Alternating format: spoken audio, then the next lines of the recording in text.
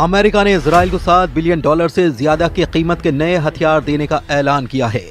President Trump ने Israel को 3000 Hellfire मिसाइलें जल्द से जल्द भेजने का आदेश दिया है। यह हथियार ट्रंप के गाजा पर कब्जा करने के प्लान में इस्तेमाल हो सकते हैं। उधर अमेरिका के गाजा प्लान पर कई देशों ने युद्ध की धमकी दी है। तुर्की के राष्ट्रपति सीरिया के राष्ट्रपति अहमद अल शरा के साथ खाड़ी में नया वॉर प्लान बना चुके हैं। वहीं प्रधानमंत्री नेतन्याहू ने 23 लाख लोगों को गाजा से निकालने का रूट दुनिया को दिखाया है। ट्रंप के फैसले शॉकिंग होते हैं, दुश्मनों से 100 कदम आगे के होते हैं। जब सब कुछ सही लगने लगता है तब सुपर पावर असली रंग में आता है। खाड़ी के शांत पड़े खंडहर और बियाबान को बारूद से पाटने का नया दौर शुरू हो चुका है। इस बार इजराइल के कितने भी दुश्मन सामने हों फर्क नहीं पड़ेगा। राष्ट्रपति ने साफ कर दिया है कि गाजा के पुनर्निर्माण के लिए लोगों को बाहर निकालने की जरूरत है, क्योंकि गाजा विध्वंस की जमीन है। ये किसी भी इंसान के रहने लायक नहीं है। सुपर पावर अमेरिका इजराइल को अब तक का सबसे बड़े विनाशकारी हथियारों की सप्लाई करने जा रहा है।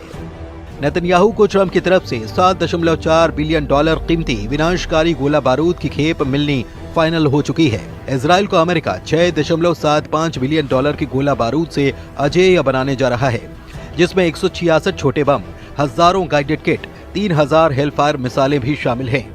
बताया गया है कि इजराइल को मिसाइलों की डिलीवरी जल्द से जल्द मिलेगी। गाजा युद्ध, लेबनान युद्ध, यमन फ्रंट और सीरिया में जब थोड़ी सी शांति आई है, तब अमेरिका इजराइल को इतने हथियारों से लैस क्यों करने जा रहा है?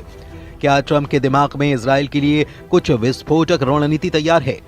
आखिर इजराइल अब भी हमास के सफाई की जिद पर क्यों अड़ा है?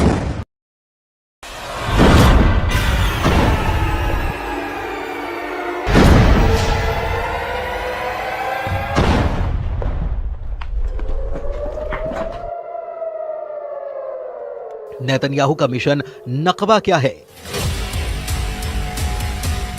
हमास का ये तमाशा फिर से युद्ध भड़काने लगा है।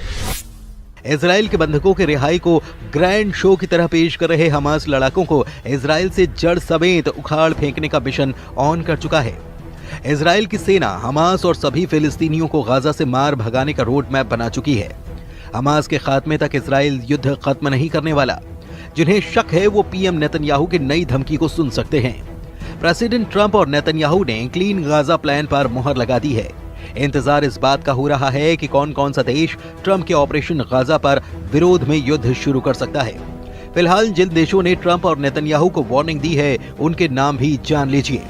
इजराइल को युद्ध में बराबर की टक्कर देने की ताकत रखने वाले तुर्की के राष्ट्रपति एर्दोआन ट्रंप के गाजा प्लान के सबसे बड़े विरोधी बन रहे हैं। एर्दोआन की तरह अमेरिका का दोस्त माना जाने वाला सऊदी अरब भी गाजा को खाली न करने के पक्ष में हुंकार भर चुका है। ट्रंप के गाजा प्लान पर जॉर्डन ने नाराजगी जताते हुए इस प्रस्ताव को सिरे से खारिज कर दिया है। मिस्र के राष्ट्रपति अब्दुल फतेह अल सीसी ने कहा कि ट्रंप की योजना अंतर्राष्ट्रीय कानून का एक गंभीर उल्लंघन है। वेस्ट बैंक की सत्ता पर काबिज फिलिस्तीनी अथॉरिटी के नेता महमूद अब्बास ने भी गाजा के लोगों को विस्थापित करने की किसी भी परियोजना की निंदा की है। अमेरिका से सभी मामलों में अलग स्टैंड लेने वाला ईरान भी ट्रंप के गाजा प्लान के खिलाफ मोर्चा खोल चुका है। सऊदी अरब के विदेश मंत्रालय ने साफ किया है कि फिलिस्तीन के मुद्दे पर किंगडम अडिग है। ये स्टैंड किसी बातचीत से नहीं बदलेगा। सऊदी किंगडम फिलिस्तीन की वैधता के उल्लंघन का जोरदार विरोध करता है। इजराइल की फिलिस्तीन पर कब्जे की प्लानिंग और जमीन हड़पने की कोशिश नाकाम कर दी जाएगी। जिधर सऊदी अरब है उधर अरब लीग के 22 देश रहते हैं। जिधर ईरान है उधर शिया बाहुल्य ज्यादातर मुस्लिम देश रहते हैं।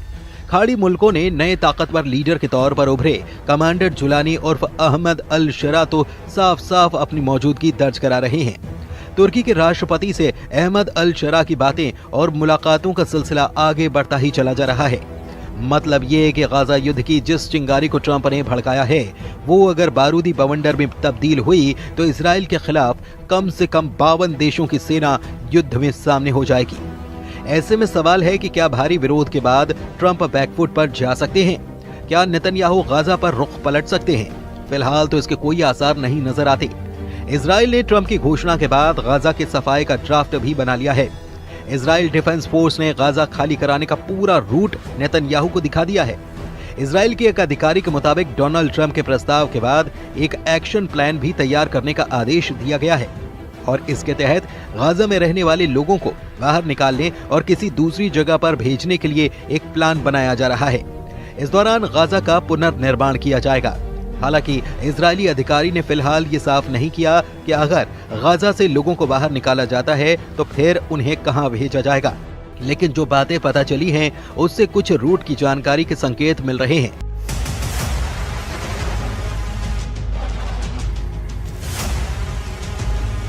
गाजा पट्टी और इजराइल के बीच 5 जमीनी क्रॉसिंग हैं। शुरुआती योजना के मुताबिक इन 5 पॉइंट से गाजा पट्टी के लोगों को बाहर निकाला जाएगा। इसके बाद लोगों को बस से करीब 250 किलोमीटर दूर रेमन एयरपोर्ट या फिर अशदोद बंदरगाह तक ले जाया जाएगा। यहां पहुंचने के बाद फिलिस्तीनी नागरिकों को आगे किसी देश में भेजा जाएगा, लेकिन वो देश कौन सा होगा फिलहाल इसका खुलासा नहीं किया गया है।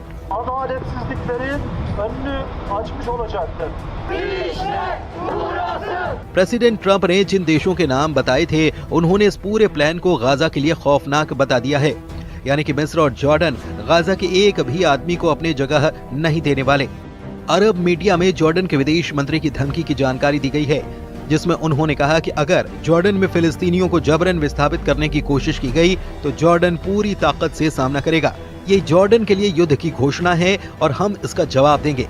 मतलब जॉर्डन इजराइल से जंग के लिए तैयार है। उधर तुर्की में ट्रंप के गाजा प्लान पर युद्ध का माहौल बनाया जा रहा है।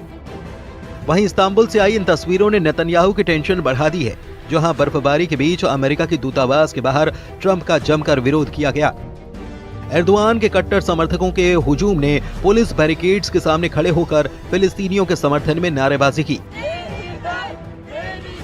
प्रदर्शनकारियों ने ट्रंप और नेतन्याहू के पोस्टर के साथ गाजा पट्टी के हक में आवाज बुलंद की। इससे पहले एर्दोआन और अहमद अल शेरा की मीटिंग में भी ट्रंप के गाजा प्लान को लेकर चर्चा हो चुकी है। अल शेरा से मीटिंग के बाद एर्दोआन ने अपनी खुशी का इजहार हर मसले पर एक दूसरे के साथ होने के ऐलान के साथ किया। यानी अगर ट्रंप और नेतन्याहू ने फुल प्रूफ तैयारी कर रखी है तो तुर्की और गाजा के हक में आवाज उठा रहे देश भी युद्ध से पीछे नहीं हटने वाले। ऐसे में गाजा का क्या होगा? 23 लाख लोगों का क्या होगा? क्या गाजा फिर से 1948 का नकबा झेलने जा रहा है? फिलहाल गाजा का हर आदमी अपने घर से बाहर है, अपने ही इलाके में शरणार्थी है। गाजा की 23 लाख की आबादी में से 90% लोग विस्थापित हैं। कौन किस हाल में रह रहा है ये तस्वीरें बखूबी बयां कर रही हैं। खान यूनिस के इलाके में हजारों लोग अस्थायी टेंट में रहने के लिए मजबूर हैं। तेज हवाएं और बारिश इन तंबुओं को उखाड़ती हैं, नुकसान पहुंचाती हैं, लेकिन लोग फिर जैसे तैसे मरम्मत करके उन्हीं में रहने के लिए मजबूर हैं। कई बार लोग रात भर नहीं सो पाते। युद्ध विराम के बाद भी बमबारी यहाँ बंद नहीं हुई। भूखमरी और मौसम की मार ने गाजा को मृत्यु लोक में तब्दील कर दिया है। फिर भी लोग अपनी जमीन से बेदखल होने के लिए तैयार नहीं हैं। 77 बरस पहले जैसी तबाही गाजा ने झेली, सब कुछ वैसा ही फिर से होने का खौफ यहाँ पर पसरा हुआ है। अमेरिका का गाजा में बढ़ता दखल कई खाड़ी मुल्कों की तबाही का सबब भी बन सकता है। इजराइल के लिए हर लिहाज से अब माहौल मन मुताबिक है। ट्रंप से व्हाइट हाउस में मीटिंग के बाद नेतन्याहू पूरी तरह कॉन्फिडेंस में लौट आए हैं। अमेरिका से लौटने के बाद नेतन्याहू ट्रंप के प्लान पर जल्द से जल्द अमल करना चाहते हैं। अब जब उन्हें 10 साल तक युद्ध लड़ने के हथियार मिल रहे हैं तो नेतन्याहू किसी के आगे आखिर झुके भी क्यों? लेकिन तुर्की इस पूरे समीकरण को बिगाड़ने का मादा रखता है। एर्दोआन आर्मी के पास दुनिया के सबसे घातक फाइटर ड्रोन हैं, रूस से मिले एयर डिफेंस सिस्टम हैं और तो और अमेरिका के दिए 100 एटम बम भी तुर्की के पास हैं। तुर्की के पास खाड़ी मुल्कों का नया जंगबाज कमांडर जुलानी भी है। तुर्की ने इजराइल के खिलाफ युद्ध शुरू किया तो फिर अमेरिका को भी खाड़ी में सेना उतारनी पड़ जाएगी और फिर ऐसा बारूदी घमासान होगा जिसका खात्मा परमाणु धमाके के बाद ही मुमकिन हो सकता है।